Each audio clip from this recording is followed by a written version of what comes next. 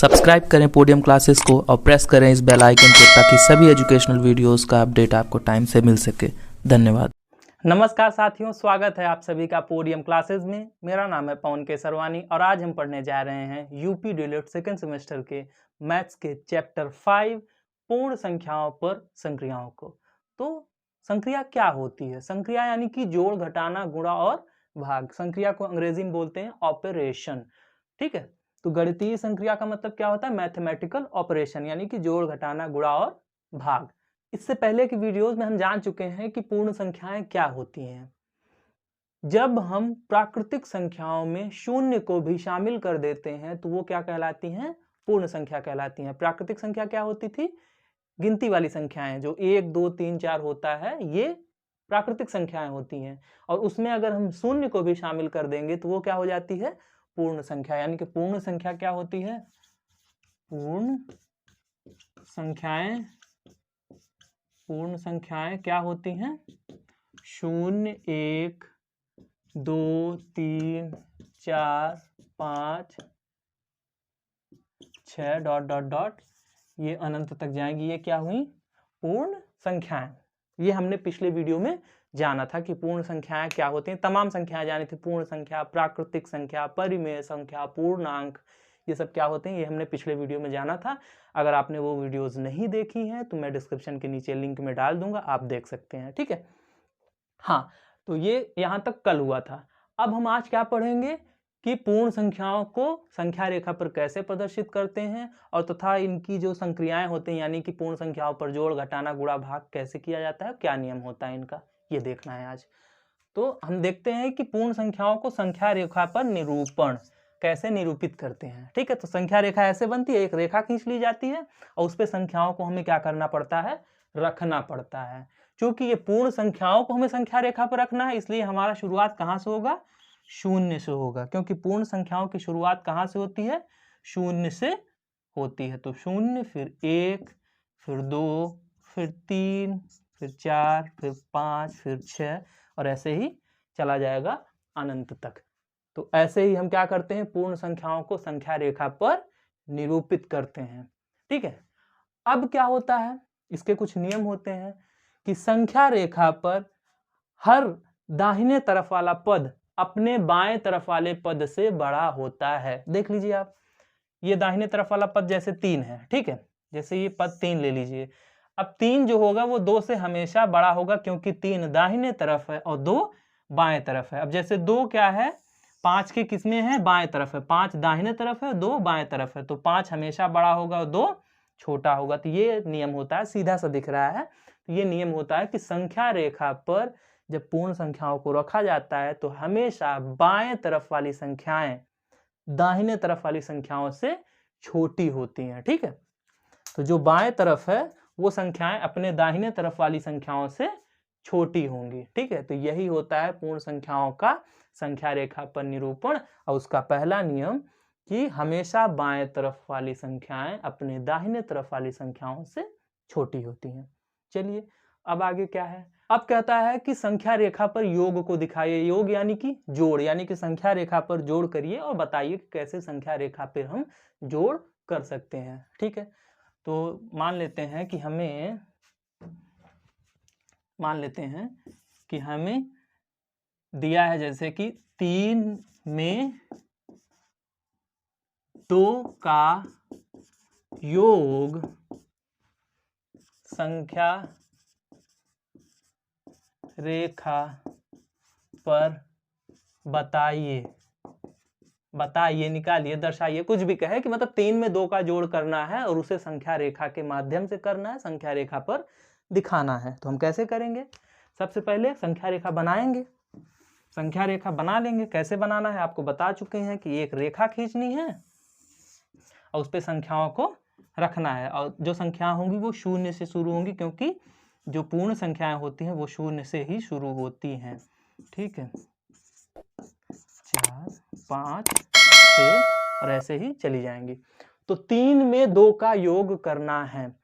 तो कैसे किया जाता है? सबसे पहले 3 में 2 का योग करना है तो पहले हम 3 को पकड़ेंगे। ठीक है, फिर यहां से 2 कदम आगे की ओर, यानी कि 2 कदम दाहिनी ओर चलेंगे। देखिए, जोड़ में लेफ्ट टू राइट चलते हैं। किससे चलते हैं? लेफ्ट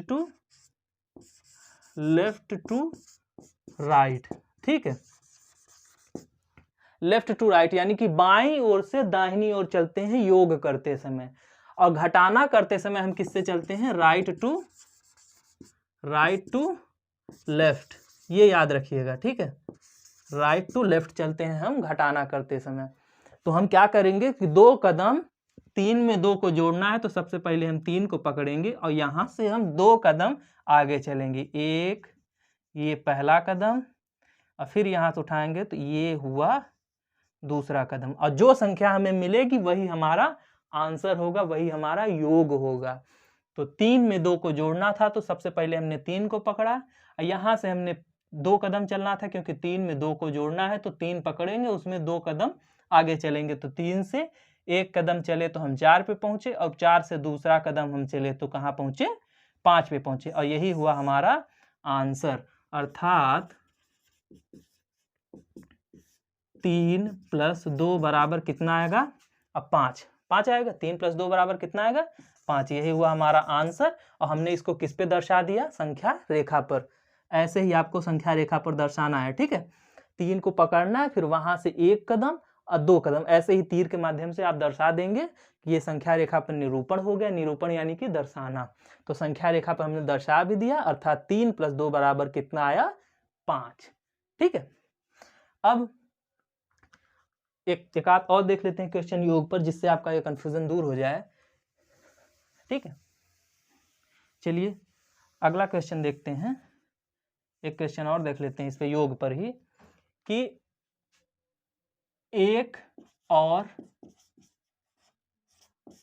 4 का योग ज्ञात कीजिए और उसे संख्या रेखा पर दर्शाइए। ऐसे ही क्वेश्चन देगा कि 1 और 4 का योग ज्ञात कीजिए और संख्या रेखा पर दर्शाइए। ठीक है, तो सबसे पहले हम क्या करेंगे? 1 को पकड़ेंगे, क्योंकि 1 और 4 का योग ज्ञात करना है। तो सबसे पहले हम 1 को पकड़ेंगे और 4 कदम आगे चलेंगे, क्योंकि 1 और 4 का योग ज्ञात करना है। तो सबसे पहले हम किसे पकड़ेंगे? 1 को पकड़ेंगे। तो हमने 1 को पकड़ा, यहां से हमको 4 कदम आगे चलना है। तो पहले हम पहला कदम चलेंगे, ये हुआ हमारा पहला कदम। फिर उसके बाद हम आए अपने दूसरे कदम पे, दूसरा कदम। फिर उसके बाद हम चले तीसरा स्टेप, और उसके बाद फिर हमने चला अपना चौथा स्टेप। और चौथा स्टेप खत्म कहाँ हुआ? 5 पे, अर्थात 1 + 4 बराबर कितना आया? 5। यानी कि 1 और 4 का योग कितना होता है? योग यानी कि जोड़। तो 1 और 4 का योग 5 होता है। वही हमने संख्या रेखा पर दर्शा दिया। संख्या रेखा के माध्यम से हमने ज्ञात कर लिया कि 1 और 4 जोड़ने पर कितना आता है। तो 1 के बाद हमने 4 कदम चला, 1 से 2 पर गए, फिर 1 कदम चले तो 2 से 3 पर आए, फिर 1 कदम चले तो 3 से 4 पर आए, फिर 1 कदम चले तो 4 से 5 पर आए। और यही हमारा आंसर हुआ। ऐसे ही हमें दर्शाना है। तो ये तो हो गया संख्या रेखा पर योग को दर्शाना। अब आ जाते हैं, हम जान लेते हैं कि संख्या रेखा पर व्यवकलन यानी कि संख्या रेखा पर घटाना कैसे किया जाता है। क्योंकि हमें क्या जानना है? पूर्ण संख्याओं पर संक्रियाएं। ठीक है, संक्रिया यानी कि जोड़, घटाना, गुणा, भाग, हमें सब कुछ जानना है। उसी में है कि संख्या रेखा पर जोड़ कैसे किया जाता है, घटाना कैसे किया जाता है और गुणा कैसे किया जाता है। तो जोड़ हमने जान लिया, अब चलिए घटाना जानते हैं। जैसे दिया है कि 5 में से 3 को घटाइए। ठीक है, 5 में से 3 को क्या करना है? घटाना है, और वही को संख्या रेखा पर दर्शाना है। ऐसे ही क्वेश्चन में दिया रहेगा। तो चलिए संख्या रेखा पर दर्शाना है तो सबसे पहले हम संख्या रेखा बना लेते हैं और उस पे संख्याओं को रख देते हैं। अब आप जान ही चुके हैं कि 0 से शुरुआत होता है, 0, फिर 1, फिर 2, 3, 4, 5, 6, 7, 8 और ऐसे ही अनंत तक चला जाएगा। तो 5 में से 3 को घटाना है। तो हमने बताया था कि योग करते समय लेफ्ट टू राइट चलते हैं, यानी कि बाईं ओर से दाहिनी ओर चलते हैं, और घटाना करते समय दाहिनी ओर से बाईं ओर चलते हैं। ये याद रखिएगा, यही है, घटाना जस्ट उल्टा होता है। तो सबसे पहले हम किसको पकड़ेंगे? 5 को पकड़ेंगे। तो हमने 5 पकड़ लिया। अब 5 के बाद हमें 5 में से कितना घटाना है, 3 घटाना है, यानी कि 5 के बाद हम 3 कदम चलेंगे। लेकिन इस बार हम बाईं ओर से दाईं ओर नहीं जाएंगे, यानी कि लेफ्ट से राइट नहीं जाएंगे, बल्कि हम राइट टू लेफ्ट चलेंगे, घटते हुए क्रम में चलेंगे, पीछे की ओर चलेंगे। ठीक है, तो हम 5 पकड़ते हैं, 5 से 3 कदम हमें पीछे चलना है। 1 कदम, 2 कदम, 3 कदम, और तीसरे कदम पे हमें क्या प्राप्त हुआ, 2, अर्थात 5, अर्थात ऐसे ही लिख देना, अर्थात 5 - 2 बराबर 5 - 3 घटाना है, अर्थात 5 - 3 बराबर कितना आया, 2। और यही हमारा हुआ क्या, आंसर। यही हमारा क्या हुआ, आंसर। और इसको हमने किस पे दर्शा दिया, संख्या रेखा पर। ठीक है, तो 5 में से फिर से एक बार आपको समझा देते हैं कि जैसे दिया है कि 5 में से 3 को घटाइए। ठीक है, 5 में से 3 को घटाइए, और इसको क्या करना है, संख्या रेखा पर भी प्रदर्शित कीजिए। तो 5 में से 3 को घटाना है, तो सबसे पहले हम 5 को पकड़ेंगे। चूंकि घटाना करना है इसलिए हम उल्टे कदम चलेंगे, पीछे की ओर चलेंगे। तो 5 के बाद 1 कदम चले, 2 कदम चले, 3 कदम चले, और तीसरे कदम पे हमें जो प्राप्त हुआ वही हुआ हमारा आंसर, यानी कि 5 - 3 बराबर 2। यही हुआ हमारा उत्तर। ठीक है, तो ये हमने जोड़ कर लिया। जोड़ में चलते हैं लेफ्ट टू राइट, और उसके बाद हमने किया घटाना, घटाने में हम चलते हैं राइट टू लेफ्ट। फिर उसके बाद आता है गुणे की संक्रिया, यानी कि गुणा कैसे किया जाता है।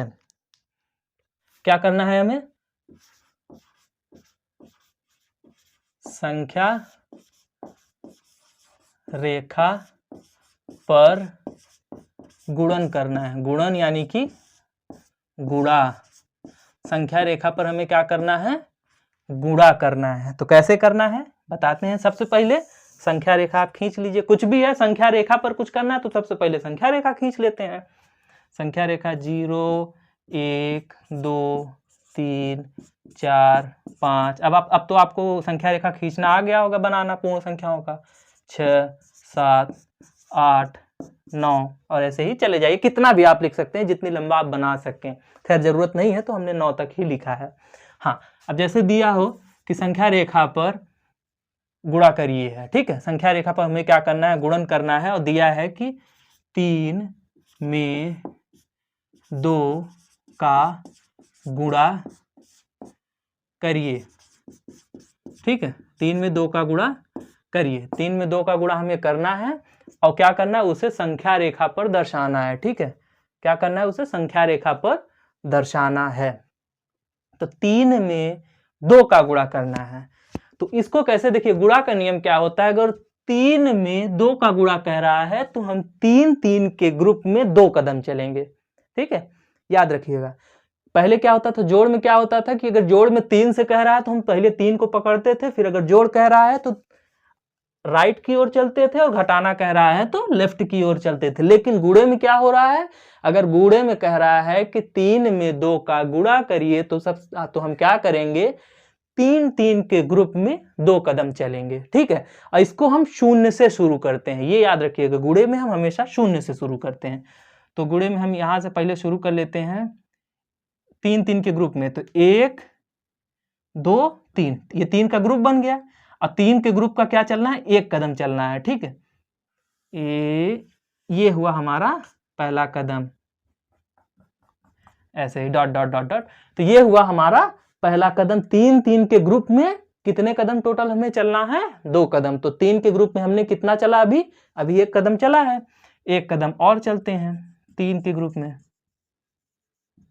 3 का ग्रुप देखिए, यहां से यहां तक 1, 2, 3 हुआ, 1 कदम, फिर 1, फिर यहां से यहां तक 1 कदम, फिर यहां से यहां तक 2, फिर यहां से यहां तक।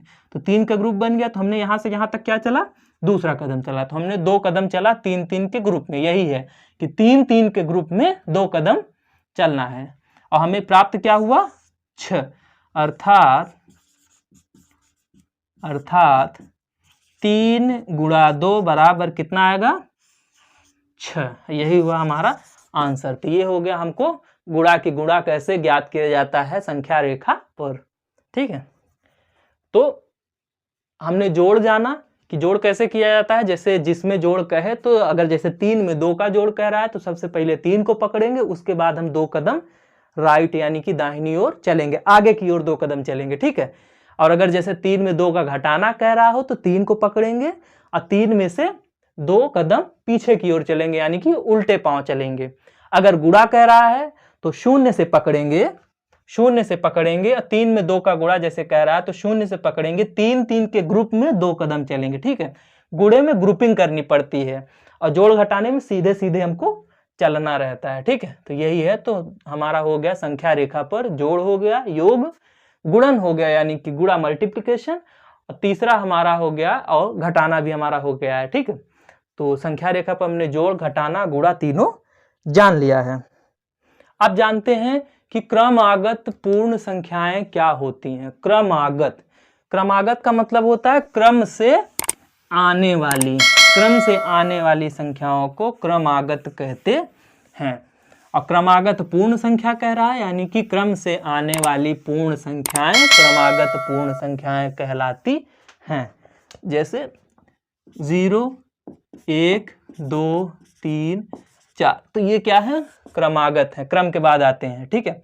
एक क्रम से आ रही हैं, कोई बीच में गैप नहीं है। जैसे 3, 4, 5, 6, ये भी क्या है, क्रमागत पूर्ण संख्या है क्योंकि क्रम से आ रहे हैं। 3 के बाद 4 आता है तो 3 के बाद 4 लिखा है, 4 के बाद 5 आता है तो 4 के बाद 5 लिखा है, 5 के बाद 6 आता है तो 5 के बाद 6 लिखा है, यही है क्रमागत, ठीक है। तो क्रमागत संख्याएं वो होती हैं जिसकी आगे आने वाली संख्या उसका उत्तरवर्ती होता है, ठीक है। क्रमागत संख्याएं वही होती हैं जब पीछे वाली संख्या जो होती है वो पूर्ववर्ती होती है और उसके आगे आने वाली संख्या क्या होती है, उस संख्या का उत्तरवर्ती होता है। जैसे 4 है, अब 4 के आगे आने वाली संख्या क्या है, उसकी उत्तरवर्ती। उत्तरवर्ती संख्या क्या होती है जानते हैं आप, उत्तरवर्ती। जब किसी संख्या में हम 1 को जोड़ देते हैं तो वो उसका उत्तरवर्ती होता है। जैसे 4 का उत्तरवर्ती ज्ञात करना है तो 4 में 1 को जोड़ देंगे तो जो संख्या प्राप्त होगी वही 4 का उत्तरवर्ती होगी, यानी कि 4, 1, 5, तो 5 क्या हुआ, उत्तरवर्ती। और पूर्ववर्ती क्या होता है, पूर्ववर्ती क्या होता है, किसी संख्या में से 1 घटा देने पर जो संख्या प्राप्त होती है वही उस संख्या का उत्तरवर्ती होता है। तो यानी कि जैसे 4 का उत्तरवर्ती ज्ञात करना है तो 4 में से 1 को घटा देंगे तो क्या प्राप्त होगा, 3, और ये 3 क्या हुआ, 4 का पूर्ववर्ती, ठीक है। तो क्रमागत पूर्ण संख्याएं वो होती हैं जब किसी संख्या के आगे आने वाली संख्या उसकी उत्तरवर्ती हो तथा उससे पीछे वाली संख्या उसकी पूर्ववर्ती हो, तो ऐसी संख्याओं का समूह क्रमागत संख्याएं कहलाती हैं। ऐसी संख्याएं क्रमागत संख्याएं कहलाती हैं। और अगर वो पूर्ण संख्याएं हैं तो क्रमागत पूर्ण संख्याएं हुई वो, ठीक है। तो ये हो गया हमारा क्रमागत पूर्ण संख्याएं क्या होती हैं। देखिए इस चैप्टर में क्या है, हम जानेंगे डेफिनेशंस।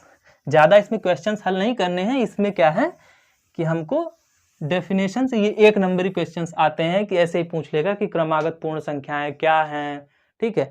या फिर संख्या रेखा पर निरूपण करिए, 2+3 को जोड़िए और संख्या रेखा पर निरूपण करिए, उसको संख्या रेखा पर दर्शाइए, तो वही वाले क्वेश्चंस हैं, तो वो हमको करना चाहिए। अब अगला आके देखते हैं। अब जानते हैं कि पूर्ण संख्याओं पर योग का प्रगुण, पूर्ण संख्याओं पर योग के प्रगुण क्या होते हैं, ठीक है। यानी कि पूर्ण संख्याओं पर योग करते टाइम क्या क्या नियम वो फॉलो करता है, कैसे कैसे योग उसका होता है, ठीक है। तो पहला हम जान लेते हैं, पहला क्या होता है, योग का संवरक प्रगुण। योग का संवरक प्रगुण, देखिए पूर्ण संख्याओं पर योग के प्रगुण यानी कि जोड़ वाले जो भी ऑपरेशंस होते हैं उनमें पूर्ण संख्याओं में क्या क्या नियम होते हैं, क्या क्या उसमें रूल्स फॉलो करता है, कैसे कैसे होता है। तो योग का संवरक नियम, संवरक प्रगुण।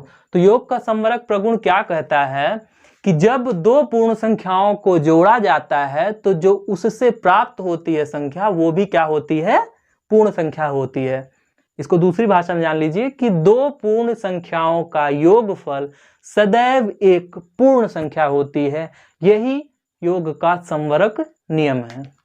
ठीक है, तो दो पूर्ण संख्याओं का योग सदैव एक पूर्ण संख्या होती है। उदाहरण जान लेते हैं, जैसे 2 + 3, ये भी पूर्ण संख्या है, 2 भी पूर्ण संख्या है और 3 भी पूर्ण संख्या है, और दोनों का योग जो आएगा 5, ये भी एक क्या है, पूर्ण संख्या है। देखिए पूर्ण संख्या क्या होती है, गिनती वाली संख्या है, 0 के साथ गिनती वाली संख्या वही पूर्ण संख्या होती है। हमने ऊपर इसीलिए लिख दिया है कि 0 उसके बाद 1 2 3 4 5 6 7, तो ये सारी क्या हुई, पूर्ण संख्या हुई। अब देखिए 2 भी इसमें है, तो 2 + 3 = 5, 5 भी क्या है इसमें है, यानी कि 5 भी एक पूर्ण संख्या है।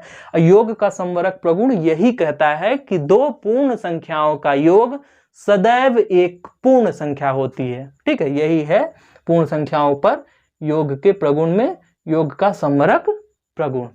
अब दूसरा आता है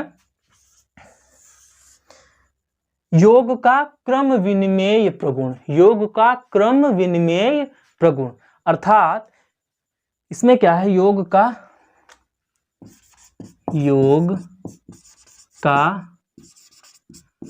क्रम विनिमेय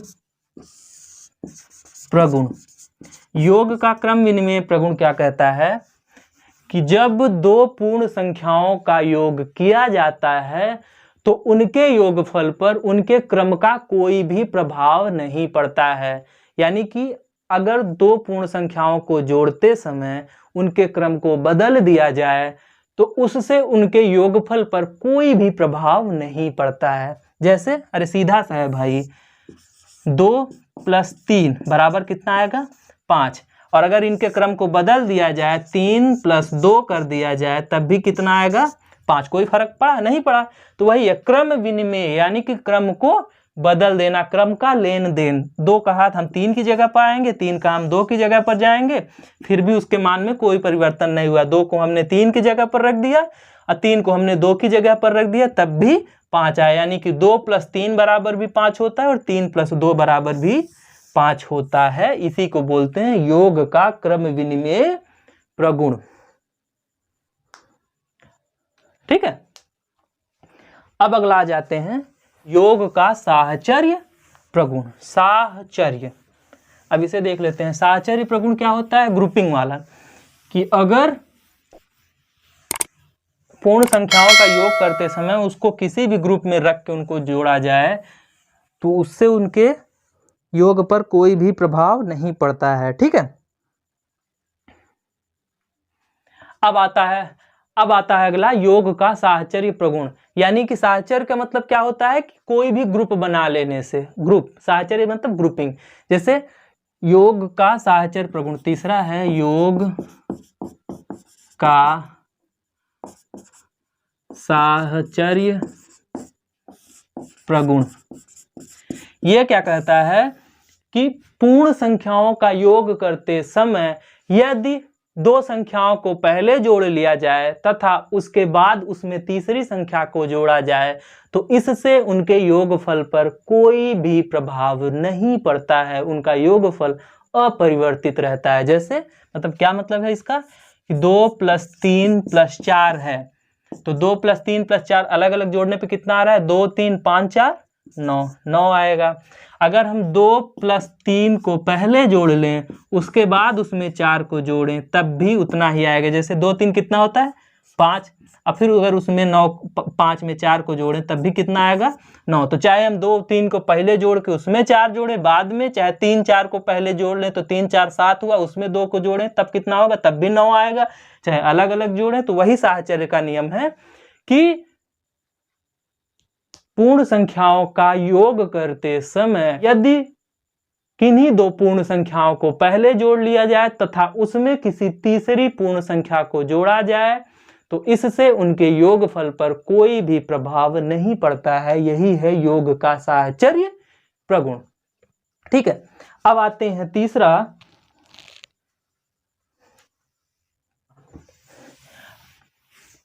अब अगला जानते हैं पूर्ण संख्याओं पर घटाने के प्रगुण। ठीक है, पूर्ण संख्याओं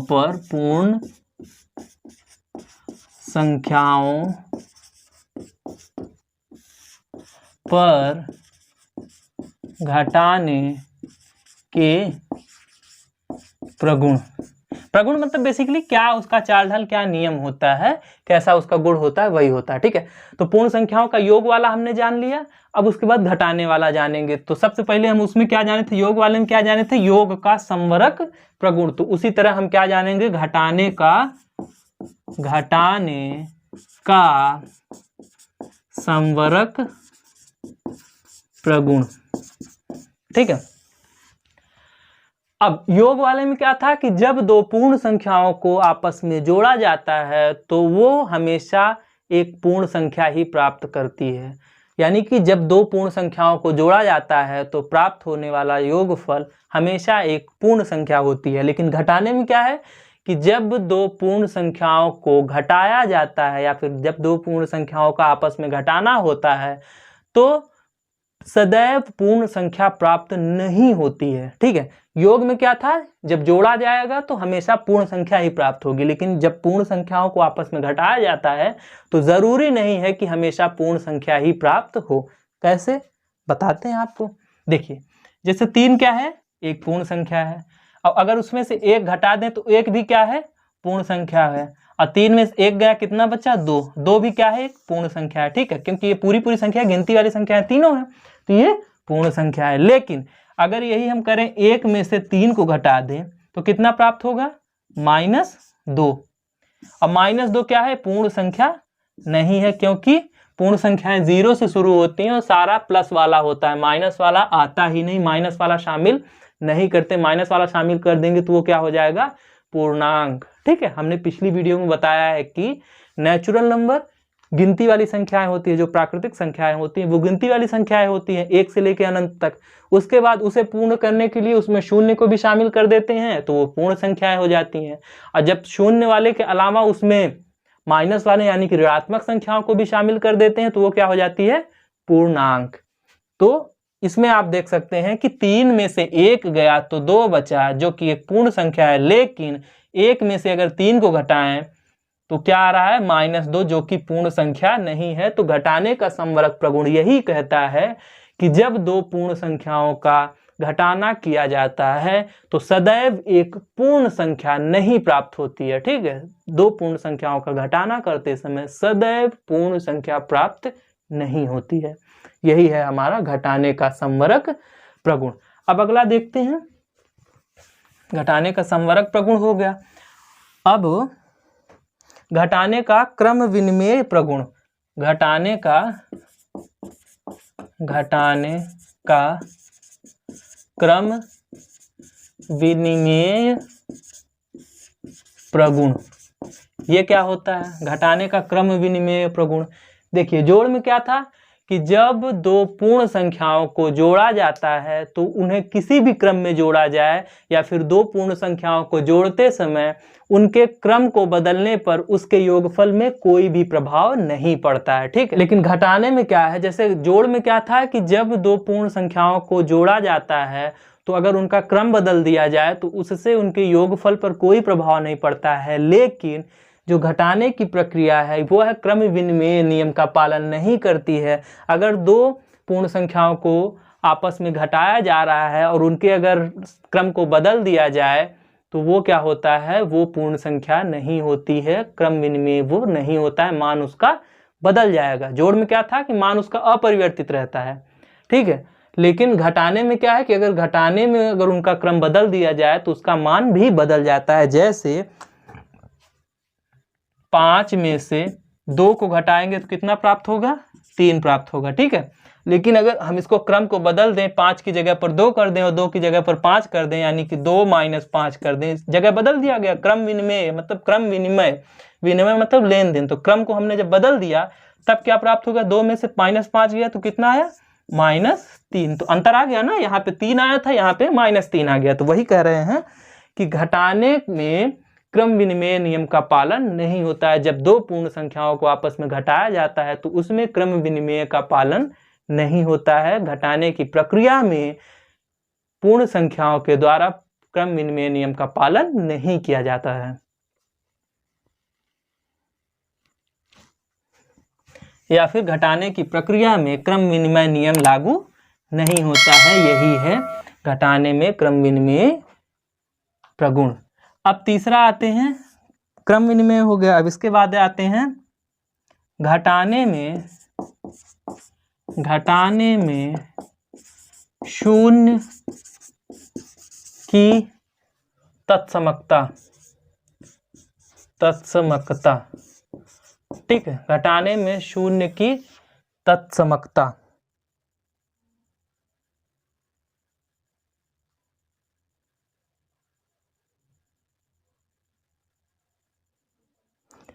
तो घटाने की क्रिया में या फिर घटाने की संक्रिया में शून्य एक तत्समक अवयव नहीं है। जैसे जोड़ में हमने क्या कहा था कि जोड़ने की क्रिया के लिए पूर्ण संख्याओं में शून्य एक तत्समक अवयव हो। तत्समक अवयव वो चीज होता है जिसको, जैसे जोड़ में तत्समक अवयव कह रहा है, तो क्या होता है कि किसी भी पूर्ण संख्या में शून्य को जोड़ने पर उसका मान अपरिवर्तित रहता है। जैसे अगर 5 है, 5 क्या है, एक पूर्ण संख्या है। 5 में अगर शून्य को जोड़ेंगे तब मान क्या रहेगा, 5 ही रहेगा। 4 में शून्य को जोड़ेंगे तो क्या आएगा, मान 4 ही रहेगा। तो वही कह रहा है कि जोड़ने की प्रक्रिया में क्या था कि जोड़ने की प्रक्रिया में अगर शून्य को हम जोड़ते हैं तो उसका मान अपरिवर्तित रहता है। इसलिए योग के लिए शून्य को तत्समक अवयव कहते हैं। योग के लिए शून्य को क्या बोलते हैं, तत्समक अवयव। लेकिन घटाने में शून्य की तत्समकता नहीं होती, यानी कि घटाने के लिए शून्य एक तत्समक अवयव नहीं होता है। यानी कि घटाने की संक्रिया में पूर्ण संख्याओं के लिए शून्य एक क्या होता है, तत्समक अवयव नहीं होता। कैसे नहीं होता हम बताते हैं आपको। जोड़ने में तो कोई प्रभाव नहीं डाल रहा था, लेकिन घटाने में जैसे 5 में से हमने शून्य को घटाया तो क्या आया, 5 आया। लेकिन अगर शून्य में से 5 को घटाएंगे तो क्या आएगा, -5 आ जाएगा। समझ रहे हैं ना। देखिए 5 में से हमने शून्य को घटाया, क्या आया, 5 आया। लेकिन अगर हम शून्य में से 5 को घटाएंगे तो क्या आएगा, -5। अंतर पड़ गया ना।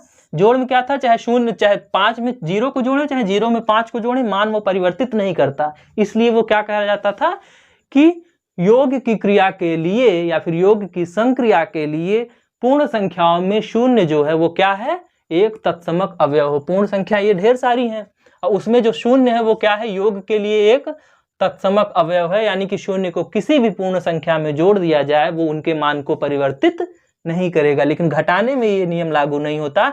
घटाने के लिए जो शून्य है वो पूर्ण संख्याओं में क्या है, तत्समक अवयव नहीं है, क्योंकि घटाने में क्या करता है, ये मान को बदल सकता है। 5 में से 0 गया, मान नहीं बदला, लेकिन 0 में से 5 घटा देंगे तो मान बदल जाएगा। और जब मान बदल दिया तो वो तत्समक अवयव नहीं है। तत्समक अवयव का मतलब वही होता है कि जो कोई फर्क ना डाले, वही होता है तत्समक अवयव।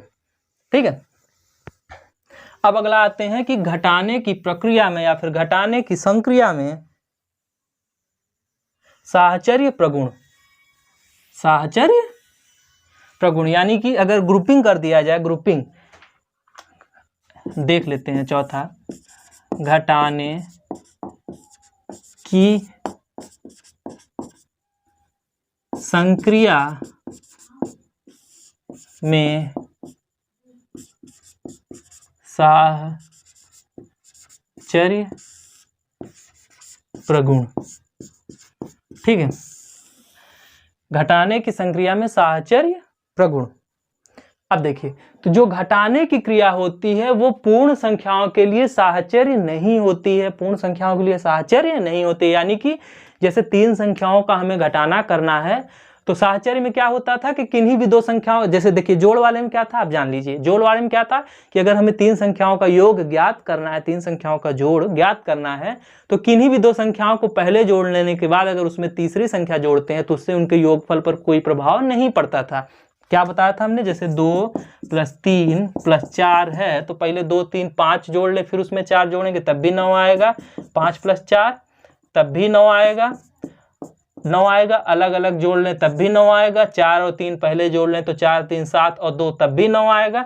लेकिन घटाने में क्या है, अगर हम पहले किन्हीं 2 संख्याओं का घटाना कर लेंगे और उसमें बाद में अगर तीसरी संख्या को घटाएंगे तो मान बदल जाएगा। जैसे जोड़ में तो हम किसी भी ग्रुप में जोड़ लेते थे, पहले किसी भी 2 संख्या को जोड़ लो, उसके बाद तीसरी संख्या को उसमें जोड़ो तो कोई प्रभाव नहीं पड़ता था योगफल पे। लेकिन घटाने में पड़ता है। जैसे यहाँ पे है 2 - 1 - 5, ये कितना आएगा।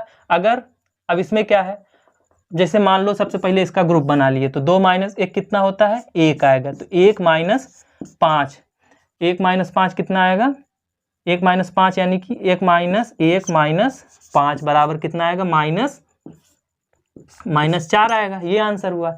लेकिन अगर हम इसे पहले ऐसे कर लें, जैसे 2 माइनस 1 माइनस 5 है, और हम इसे ऐसे कर लें तब क्या आएगा, तो 2 फिर क्या आएगा, 2 माइनस 1 माइनस 5 कितना आया अंदर, -4 आया। ठीक है, -4 आया। फिर 2 लिखे, फिर माइनस माइनस क्या हो गया, प्लस हो गया, +4। तो 2 + 4 कितना आ गया, 6 आ गया। अंतर पड़ा ना, पहले तो -4 आया था पहले में आंसर, और दूसरे में आंसर क्या आया, 6 आया। जबकि संख्याएं वही हैं, संख्याएं वही हैं, लेकिन अगर हल करने का तरीका हम बदल दें, यानी कि पहले इन दोनों को हल कर लें बाद में इसको हल करें, तो अंतर पड़ गया ना। पहले इन दोनों को हल करें बाद में इसको हल करें, तो ये देखिए आ गया -4। और पहले अगर इन दोनों को हल कर लें, -1 -5 को पहले हल कर लें, बाद में उसको 2 में से घटाएं, तो क्या आएगा, आंसर 6 आ गया। तो दोनों में क्या हो रहा है कि साहचर्यता का नियम पालन नहीं हो रहा। साहचर्यता का नियम यही कहता है कि किन्हीं दो संख्याओं का योग में साहचर्यता का नियम पालन करता था, इसलिए क्या था कि किन्हीं दो संख्याओं को पहले जोड़ लेने पर उसमें तीसरी संख्या जोड़ने पर उनके योगफल पर कोई प्रभाव नहीं पड़ता। उसे क्या कहते हैं, साहचर्यता का नियम। लेकिन घटाने की प्रक्रिया में या फिर घटाने की संक्रिया में साहचर्यता का नियम पालन नहीं होता है, क्योंकि किन्हीं दो संख्याओं का घटाना पहले कर लेने के बाद उसमें तीसरी संख्या घटाने पर हमेशा मान वही नहीं रहता। ठीक है, तो इसमें क्या होता है, ये साहचर्यता का नियम पालन नहीं करता है। अब साहचर्यता का हो गया। अब पूर्ण संख्याओं में अब आते हैं, पूर्ण संख्याओं में गुणन। पूर्ण संख्याओं में हम क्या देखेंगे, गुणन के प्रगुण या फिर गुणा के प्रगुण।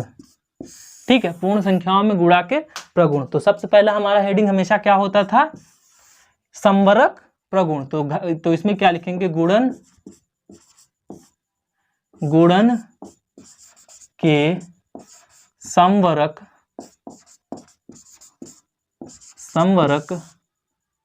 प्रगुण।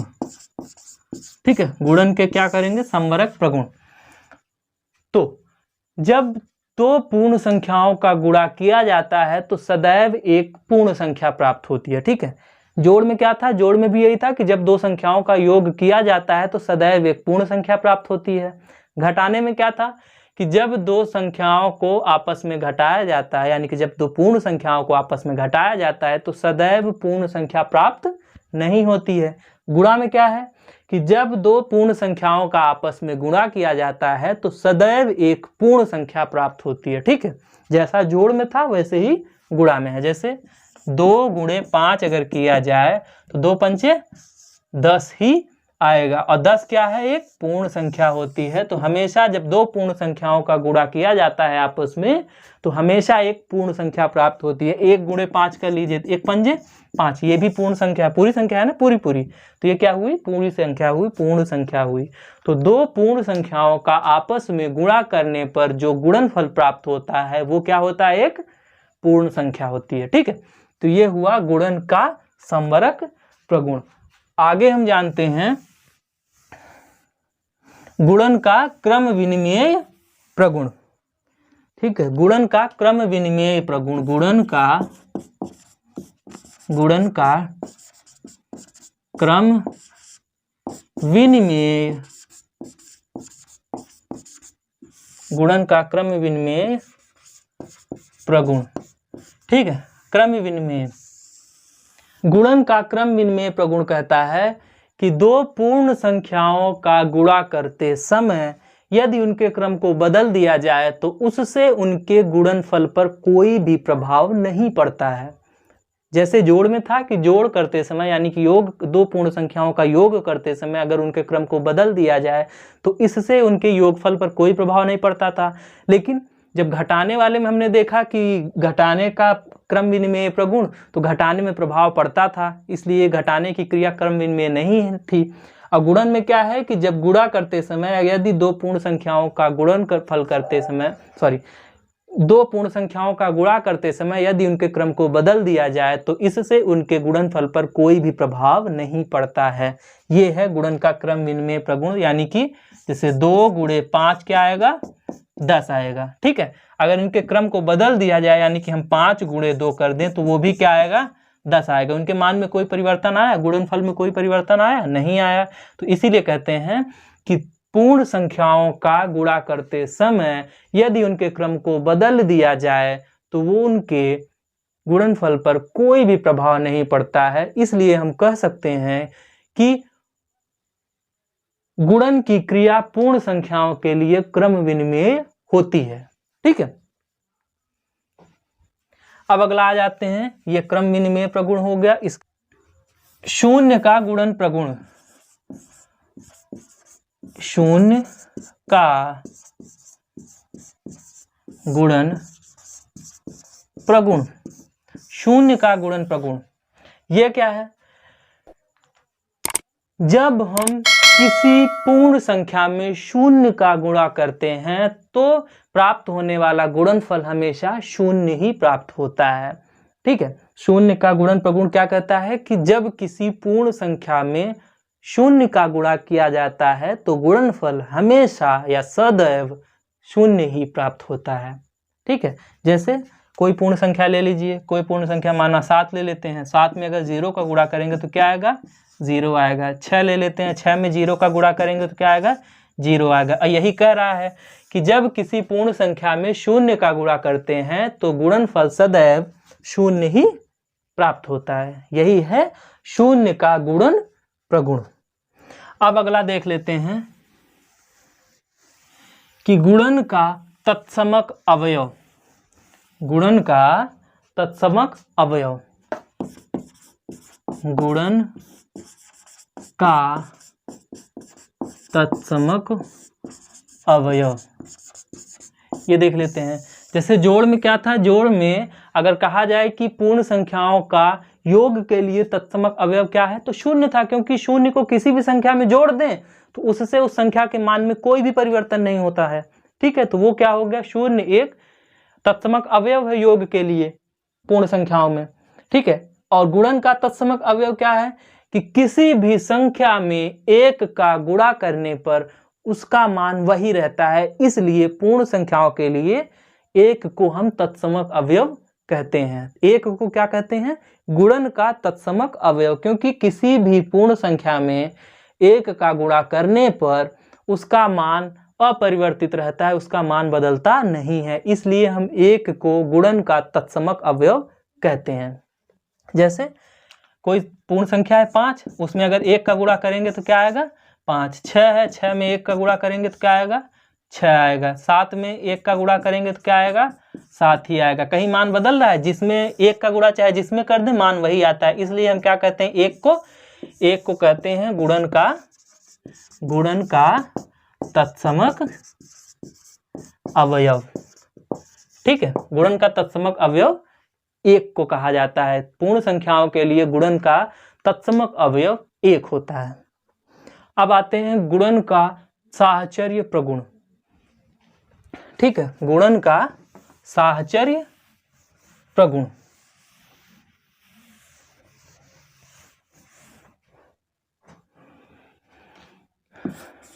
गुणन का साहचर्य प्रगुण ये क्या है, साहचर्य वही ग्रुप वाला। देखिए सब में वही पॉइंट्स हैं, 4-5 पॉइंट है, वही योग में भी है, वही घटाने में भी है, वही गुणे में भी है, और वैसा ही भाग में भी रहेगा। तो गुणन का साहचर्य प्रगुण क्या है कि जब किन्हीं 3 संख्याओं का, या फिर ऐसे कह सकते हैं कि किन्हीं 3 पूर्ण संख्याओं का गुणा करते समय यदि पहले 2 संख्याओं का गुणा कर लिया जाए, उसके बाद उनके गुणनफल का गुणा तीसरी संख्या में किया जाए तो उनके गुणनफल में कोई भी प्रभाव नहीं पड़ता है।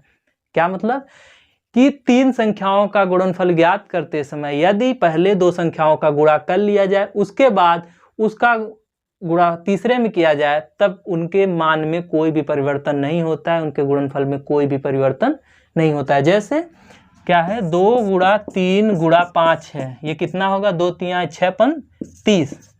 अगर पहले हम 2 और 3 का गुणा कर लें, बाद में 5 का गुणा करें, यानी कि 2 3 कितना होता है, 2 3 6, और 6 में 5 का गुणा करें तब भी कितना आएगा, 30 आएगा। पहले हम 3 और 5 का गुणा कर लें, बाद में जैसे पहले हम 3 और 5 का गुणा कर लेते हैं, 3 गुणे 5, अब बाद में उसमें 2 का गुणा करते हैं, यानी कि 3 5 15, 15 में 2 का गुणा करते हैं तब भी कितना आएगा, तब भी 30 ही आएगा। तो इसे क्या बोलते हैं, साहचर्यता का नियम, यानी कि गुणन के लिए या फिर गुणे के लिए पूर्ण संख्याएं साहचर्यता के नियम का पालन करती हैं या फिर साहचर्य होती हैं। गुणन के लिए पूर्ण संख्याएं साहचर्य होती हैं, आपको मैंने दिखा दिया।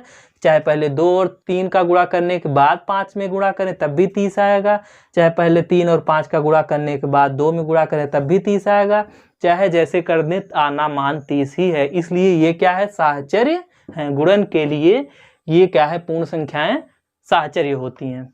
ठीक है, अब इसके बाद क्या आता है, योग का वितरण नियम। अब आते हैं गुणन पर योग का वितरण नियम। गुणन संक्रिया पर योग का वितरण नियम। गुणन संक्रिया पर योग का वितरण नियम क्या है, गुणन संक्रिया पर योग का वितरण नियम। गुणन संक्रिया पर योग का वितरण नियम। योग का वितरण नियम क्या है कि जैसे ये दिया है कि 2 गुणे 3 प्लस 4 है, तो इसे हम क्या कर सकते हैं, 2 गुणे 4 3 7, 7, ये कितना है, 2 7 14 है। अगर हम इसे वितरण नियम पे करें तो 2 तिहाई, तो 2 गुणे 3 प्लस 2 गुणे 4 लिख सकते हैं इसे। ये वितरित कर दिया हमने, अलग अलग कर दिया, तो 2 तिहाई 6, 2 चौका 8 प्लस 8, 8 6 कितना होता है, 14। तो वही है कि योग के वितरण नियम का ये पालन करता है। पूर्ण संख्याएं जो होती हैं वो गुणन की संक्रिया में योग के वितरण नियम का पालन करती हैं, वितरण नियम का पालन करती हैं, चाहे जिस तरह से उसका वो गुणा किया जाए मान उतना ही आएगा। अब इसके बाद आते हैं घटाने का वितरण नियम जान लेते हैं कि गुणन की प्रक्रिया में घटाने के वितरण नियम का पालन करता है। जैसे 2 गुणे 3 माइनस 1, ये कैसे हो सकता है, जैसे 2 गुणा 3 माइनस 1 कितना होता है, 2, 2 दूना 4, ये आंसर आया। अब वितरण नियम लगाते हैं अगर घटाने का, तो क्या होगा, 2 गुणे 3, इसको अलग कर लेंगे, माइनस 2 गुणे 1, इसको अलग कर लेंगे, तो ये कितना आएगा, 2 तिहाई 6, 6 माइनस 2 1 के 2, ये भी कितना आया, 4। तो यानी कि गुणन की संक्रिया में घटाने के वितरण नियम का भी पालन करता है। अब इसके बाद आते हैं, आज कोई टेक्निकल समस्या आ गई, इस वजह से बार बार वीडियो रुक जा रहा है, कि भाग का समवरक प्रगुण। अब देखिए, जैसे जोड़ वाले में समवरक था, घटाने वाले में था, गुणा वाले में था, वैसे भाग वाले में भी समवरक है। तो भाग के समवरक प्रगुण में क्या है कि 2 संख्याएं यानी कि 2 पूर्ण संख्याओं में भाग देने पर, 2 पूर्ण संख्याओं को आपस में भाग देने पर सदैव पूर्ण संख्या प्राप्त नहीं होती है। ठीक है, यानी कि पूर्ण संख्याओं के लिए भाग की संक्रिया समवरक नहीं है। ठीक है, पूर्ण संख्याओं के लिए भाग की संक्रिया जो है वो समवरक नहीं है। जैसे देख लेते हैं, जैसे 3, जैसे देखिए 6 बटा अगर हम 3 लिखेंगे तो ये क्या होगा, 3 दूना 6, 2 प्राप्त हुआ। ये क्या हुआ, आज बार बार वीडियो रुक जा रही है, देखना पड़ेगा क्या समस्या, कोई टेक्निकल खराबी है। बाकी इसमें भी समवरक प्रगुण है कि 2 पूर्ण संख्याओं को आपस में भाग देने पर सदैव पूर्ण संख्या प्राप्त नहीं होती है। हमने बताया यहाँ पे कि जैसे 6 में अगर 3 का भाग देंगे तो पूर्ण संख्या तो प्राप्त हो रही है, 3 दूना 6, लेकिन अगर 3 में 2 का भाग देंगे तो 1.5 प्राप्त हो रहा है, जो एक पूर्ण संख्या नहीं है, क्योंकि पूर्ण संख्या पूरी पूरी गिनती वाली संख्या होती है, ऐसा दशमलव वाला नहीं। ठीक है, अब अगला आ जाते हैं शून्य से पूर्ण संख्याओं में भाग। अब लिखेंगे नहीं, जल्दी जल्दी समेट देते हैं क्योंकि रिकॉर्डिंग में कुछ समस्या आ रही है। तो शून्य से पूर्ण संख्याओं में भाग, तो जब शून्य से हम पूर्ण संख्याओं में भाग देते हैं तो उसका मान अपरिभाषित होता है, क्योंकि पूर्ण संख्या हो या कोई भी संख्या हो, अगर शून्य से भाग देंगे तो उसका मान अपरिभाषित। कम से कम 10 बार वीडियो रिकॉर्डिंग रुक चुकी है। अब आ जाते हैं कि शून्य में पूर्ण संख्याओं का भाग वाले में देखना है। तो शून्य में अगर किसी भी संख्या का भाग देते हैं तो उसका मान हमेशा शून्य ही होता है। अब अगला आ जाते हैं कि किसी शून्येतर पूर्ण संख्या में उसी पूर्ण संख्या का भाग देने पर क्या प्राप्त होगा। एक प्राप्त होगा शून्येतर। शून्येतर मतलब कि शून्य से अलग, शून्य से इतर। जैसे शून्य के अलावा, इतर मतलब अलावा, तो जैसे शून्य के अलावा कोई भी संख्या ले लीजिए 5। अब 5 में अगर उसी संख्या का भाग देंगे तो हमेशा मान 1 प्राप्त होता है, यानी कि तो 5 में अगर 5 का भाग देंगे तो हमेशा मान 1 प्राप्त होता है। ये आज तो कैमरा परेशान कर लिया है, ठीक है। अगर आपको ये वीडियो अच्छी लगी हो तो चैनल को सब्सक्राइब करिए, वीडियो को लाइक करिए, शेयर करिए, और आपके कुछ भी सुझाव हो तो आप हमें कमेंट के माध्यम से पूछ सकते हैं। फिर मिलेंगे अगली वीडियो में, तब तक के लिए धन्यवाद। जय हिंद, बाय बाय।